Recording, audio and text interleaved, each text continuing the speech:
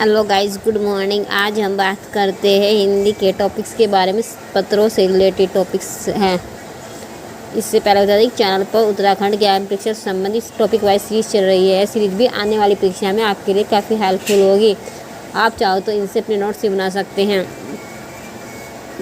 आयोग द्वारा प्रश्नों को कितने प्रकार से पूछा जा सकता है। जब हमें प्रश्नों का आकार पता होगा तभी हम उनके आंसर को सही तरीके से फिल कर पाएंगे, आंसर राइटिंग कर पाएंगे। सरकारी पत्र, परिपत्र, अन्य जो भी पत्र दिए गए हैं टॉपिक्स में मुख्यतः पत्र दिए गए सरकारी पत्र, असरकारी पत्र, कार्यालयादेश, परिपत्र, अनुस्मारक, कार्यालय ज्ञापन, अधिसूचना, प्रत्यावेदन, इन्हीं टॉपिक्स पर क्वेश्चन आएंगे सिलेबस के।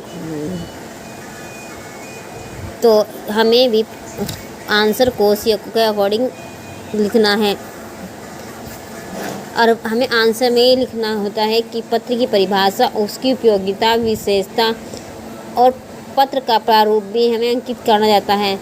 कुछ प्रश्नों को पत्र में अपने अकॉर्डिंग दिया जाता है, तो प्रश्न की परिस्थिति के अनुसार हमें पत्र को बनाना होता है। बात करते हैं सरकारी पत्र या शासकीय के कार्यालय पत्र। सरकारी पत्र के अन्य दो नाम भी है, शासकीय पत्र और कार्यालय पत्र।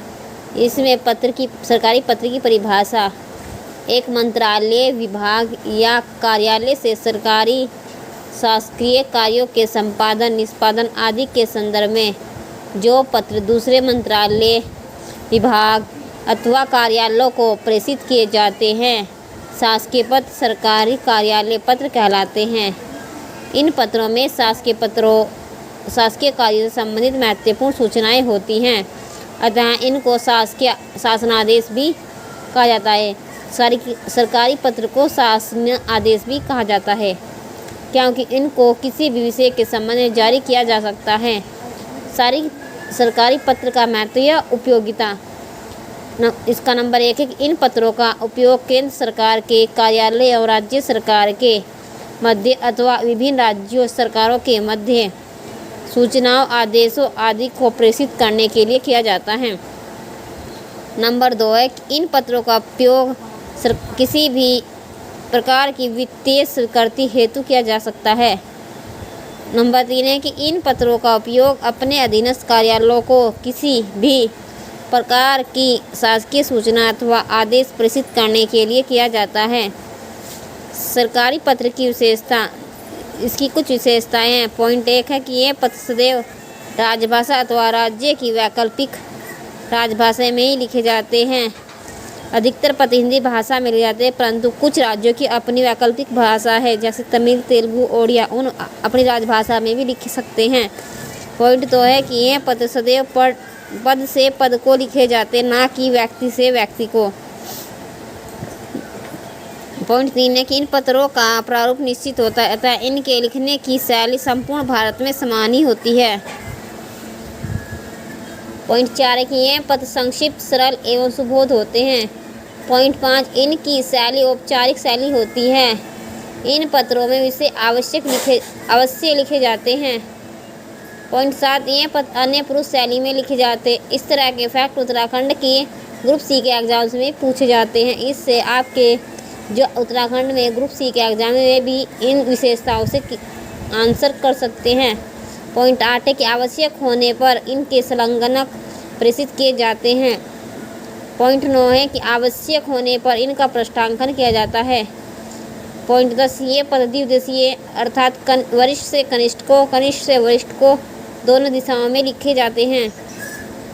इसकी मुख्यतः विशेषता यह है कि विशेषता के साथ पत्र का प्रारूप एग्जाम में जरूर बनाना होता है, तभी हमारा पत्र का जो टॉपिक है, क्वेश्चन है, उसका आंसर कंप्लीट होता है। बिना प्रारूप के हमारे पत्र का आंसर राइटिंग पूर्ण नहीं होगा। हमें इसका प्रारूप कैसे बनाना है। प्रारूप पत्र के तौर पर पत्र संख्या लिखा जाएगा, पत्र के किस दिशा में लिखा जाना है, पेज के दाईं, पत्र के दाईं ओर पत्र संख्या लिखा जाता है। फिर आएगा प्रेषक। कोमाओं का भी इनमें बहुत ध्यान रखना होता है, क्योंकि ज़रा सी मिस्टेक होने पर आंसर गलत हो जाता है। नाम, फिर पदनाम। प्रेषक पदनाम के जस्ट नीचे ही कार्यालय का नाम एवं पता दिया जाता है। और इसके प्रेषक के परिचय के बाद आता है कि सेवा में।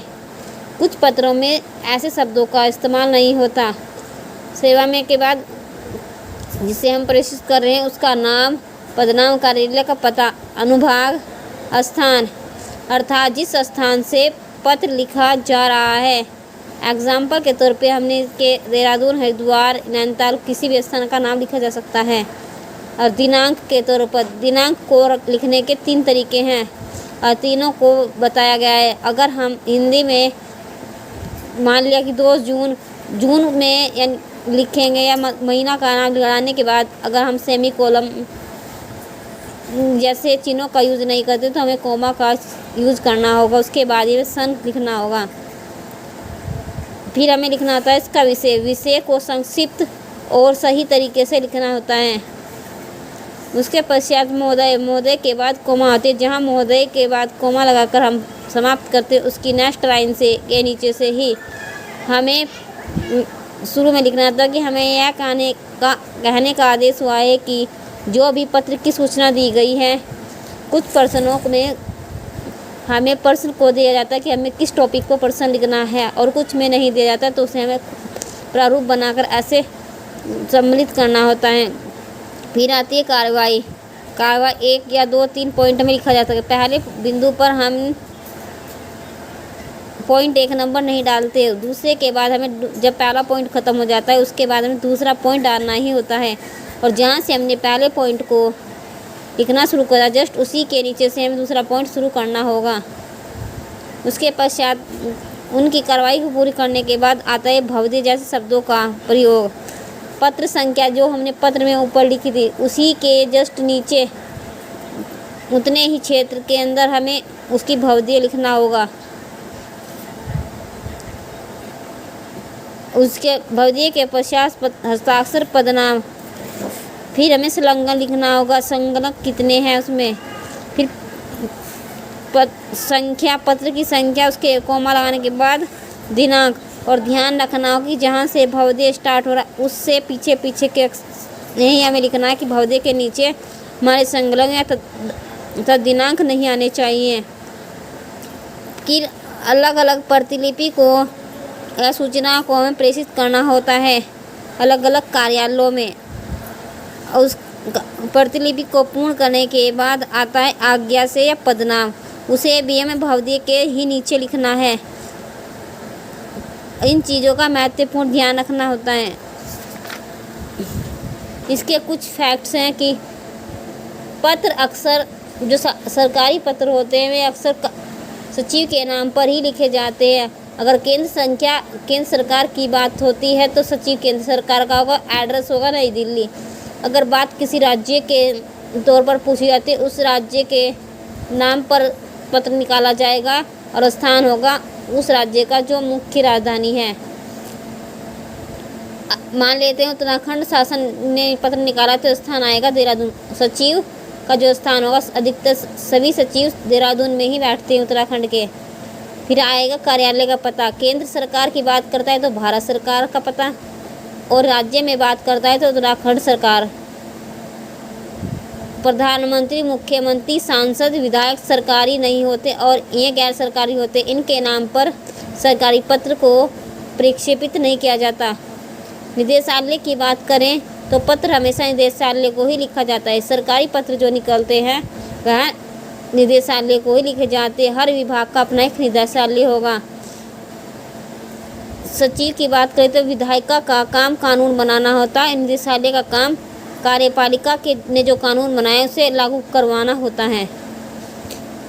इसीलिए निदेशालय और सचिव को दोनों को अलग तरीके से समझाने की कोशिश की है। हमें प्रश्न दिया गया है एग्जाम्पल के तौर पर गृह सचिव उत्तराखंड द्वारा पुलिस महानिदेशक उत्तराखंड को राज्य में 300 पुलिस कांस्टेबलों की भर्ती कराने हेतु एक सरकारी पत्र लिखिए। हमें उस पत्र में 4 मुख्यतः सब चीज़ों को ढूंढना होता है। एक तो प्रेषक ढूंढना होता है कि पत्र दूसरा ढूंढना होता है प्रेषित, किसे प्रेषित करना है हमें पत्र को। पहला ढूंढना होता है कि पत्र किसने जारी किया, दूसरा ढूंढना होता है कि हमें प्रेषित किसे करना है पत्र, और तीसरा होता है उसका विषय। और सबसे महत्वपूर्ण ध्यान रखना होता है कि सरकारी पत्र पूछा है या अर्ध सरकारी अनुस्मारक प्रतिवेदन। उसी के आधार पर हम उस पत्र का प्रारूप तैयार कर पाएंगे। इस प्रश्न को अच्छे से समझाया गया है एग्जाम्पल के तौर पर।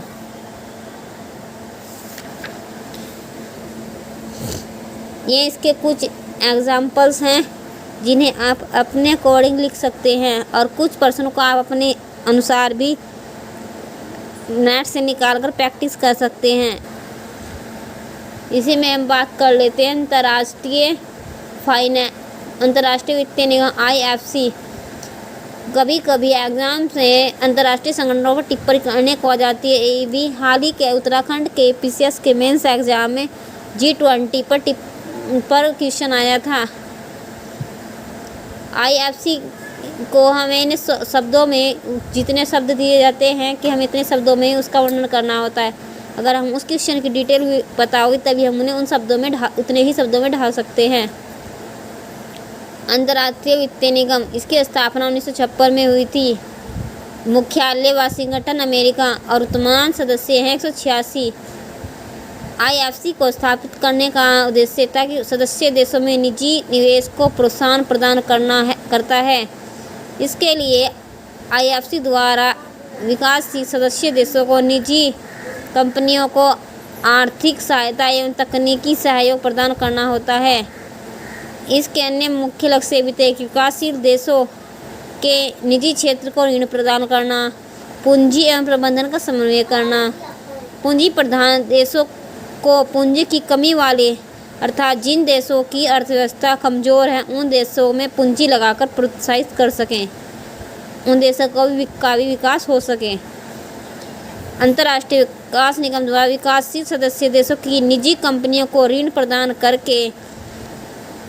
करता है, और इस निजी ऋण प्रदान का उद्देश्य होता है कि अंतर्राष्ट्रीय पूंजी बाजार में बॉन्ड जारी किए जाते हैं। जो IFC के द्वारा ऋण प्रदान किया जाता है वह बॉन्ड के रूप में किया जाता है। आजकल IFC द्वारा सदस्य देशों की निजी कंपनियों को प्राइवेट कंपनियों को जो ऋण वित्त प्रदान होता है, कहाँ से, वहाँ की स्थानीय मुद्रा में बॉन्ड जारी किया जाता है। जिस देश में वह ऋण प्रदान किया जा रहा है उस देश की स्थानीय मुद्रा में बॉन्ड जारी किए जाते हैं, तब यह कार्य किए जाते हैं। गाइस, वीडियो पसंद आई तो वीडियो को लाइक करना, चैनल को सब्सक्राइब करना, और आगे भी आपके लिए ऐसी तरह के टॉपिक्स आते रहेंगे। अपने दोस्तों के साथ सब्सक्राइब करना। धन्यवाद।